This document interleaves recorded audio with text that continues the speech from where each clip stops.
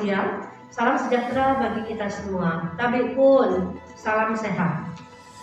Hari ini Kamis 29 Oktober 2020, saya akan menyampaikan pandemi global COVID-19 situasi terkini di Provinsi Lampung. Kasus suspek total 100 orang, di mana ada kasus baru 12 dan kasus lama 88. Kasus konfirmasi positif COVID-19 sampai dengan hari ini total 1.757, di mana hari ini ada penambahan kasus baru sejumlah 28 dan kasus lama 1.729. Kematian konfirmasi 73, selesai isolasi atau sembuh 1.129. Selanjutnya saya akan menyampaikan konfirmasi positif hari ini ada 28 orang yang terdiri dari Kota Bandar Lampung 15 orang, Kabupaten Lampung Selatan 6 orang, Kabupaten Lampung Tengah 2 orang, Kabupaten Lampung Barat 2 orang, Kabupaten Lampung Timur 1 orang, Kabupaten Lampung Utara 1 orang, dan Kabupaten Pesawaran 1 orang. Dari 12 kasus konfirmasi positif yang merupakan kasus baru 10 orang, hasil tracing ada 18 orang. Dan yang sedang dirawat ada 9 orang, sedang menjalani isolasi mandiri ada 19 orang. Hari ini ada konfirmasi kematian sejumlah 3 orang.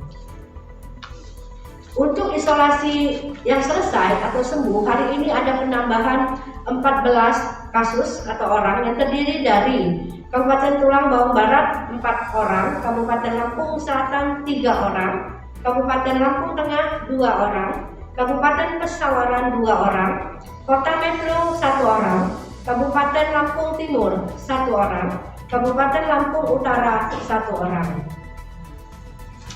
Hari ini ada konfirmasi kematian sejumlah 3 orang, yaitu dari Kota Bandar Lampung ada 2 orang dan dari Kabupaten Lampung Selatan 1 orang.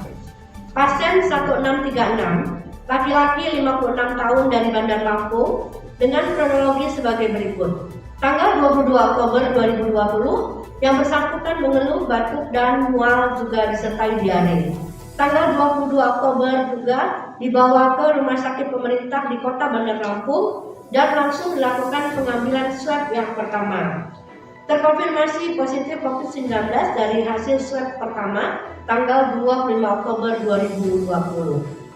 Tanggal 27 Oktober 2020 pukul 8.50 WIB, pasien mengalami perburukan dan pada pukul 10.05 WIB, pasien dinyatakan meninggal dunia. Pemulasaran jenazah dilaksanakan sesuai protokol COVID-19. Yang kedua adalah pasien 1694, perempuan 50 tahun dari Bandar Lampung dengan kronologis sebagai berikut. Tanggal 26 Oktober 2020, yang bersangkutan dibawa ke rumah sakit pemerintah di Provinsi Lampung dengan keluhan sesak nafas, demam, nyeri tenggorokan. Dilakukan pemeriksaan rapid test dengan hasil reaktif dan langsung dilakukan pengambilan swab yang pertama. Terkonfirmasi positif sebagai COVID-19 hasil pemeriksaan swab tanggal 26 Oktober 2020. Tanggal 27 Oktober 2020 pukul 06.50 WIB, pasien mengalami perburukan dan pukul 8.05 WIB, pasien dinyatakan meninggal. Pemulasaran jenazah dilakukan secara protokol COVID-19.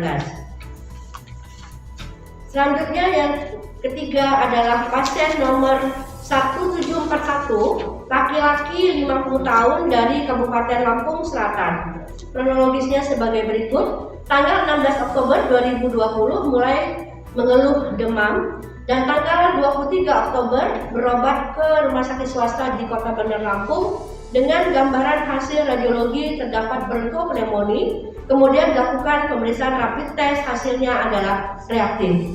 Tanggal 23 Oktober dilakukan pemeriksaan swab yang pertama dan terkonfirmasi positif sebagai COVID-19 pada tanggal 24 Oktober. Yang bersangkutan mempunyai riwayat penyakit penyerta atau komorbid, yaitu gagal ginjal, dan juga yang bersangkutan rutin menjalani hemodialisa. Tanggal 25 Oktober 2020 pukul 03.50 WIB, kondisi pasien menurun dengan keluhan sesak napas yang semakin memberat, dan pukul 5.30 WIB pasien dinyatakan meninggal dunia. Pemulasaran jenazah dilakukan secara protokol COVID-19.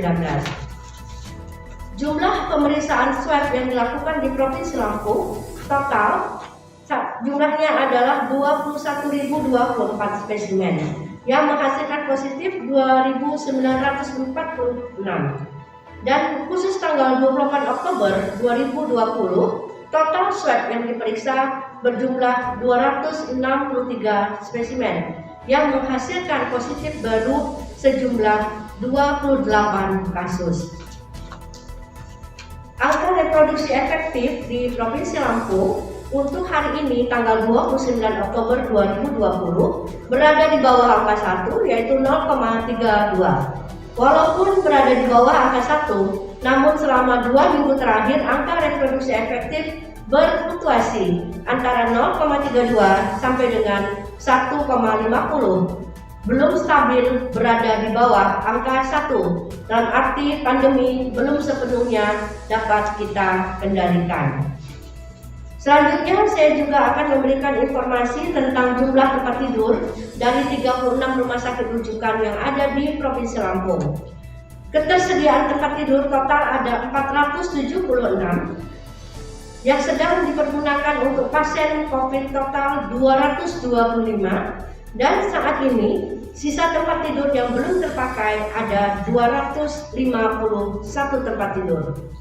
Untuk tempat tidur dengan ventilator di ruang isolasi tekanan negatif yang masih tersedia berjumlah 8, yaitu ada di Rumah Sakit Umum Bebasa 4 buah, Rumah Sakit Umum Daerah Ragap Begawi Caram Mesuji 1, Rumah Sakit Ayani Metro 1 buah, dan Rumah Sakit Alimuddin Umar Lampung Barat sejumlah 2 buah.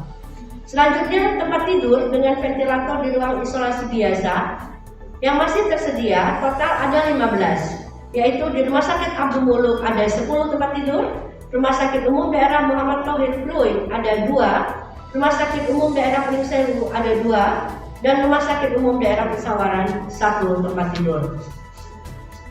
Protokol kesehatan merupakan harga mati dan harus terus-menerus kita lakukan secara konsisten dengan melakukan 3M, yaitu memakai masker, menjaga jarak minimal 1 meter, melakukan cuci tangan di bawah air yang mengalir dengan sabun minimal 20 detik, atau selalu membawa hand sanitizer. Dengan kita melakukan protokol kesehatan dengan ketat, bisa kita membantu memutus rantai penularan COVID-19.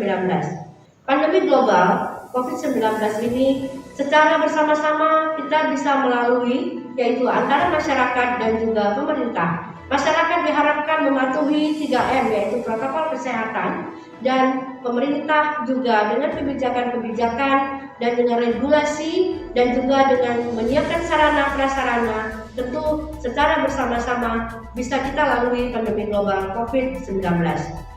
Dalam libur panjang ini, kami juga berharap agar tempat-tempat wisata bisa menyiapkan gugus tugas, dalam arti gugus tugas tersebut bisa juga memperhatikan protokol kesehatan di tempat wisata yang dibuka. Demikian juga di rumah makan. Jadi sebaiknya jika kita ingin membuat tempat wisata, tempat hiburan, bahkan rumah makan dan kafe, ada satgas yang bisa memantau tentang penegakan protokol kesehatan terhadap pengunjung. Dan disarankan kepada tempat-tempat hiburan, tempat wisata maksimal bisa didatangi sejumlah 50% daripada yang seharusnya. Jadi dengan demikian tentu kita bisa menjaga jarak dan mematuhi protokol kesehatan dengan baik. Jangan panik karena panik bisa menurunkan imunitas tubuh, dan jangan lupa bahagia karena bahagia merupakan obat dari segala penyakit.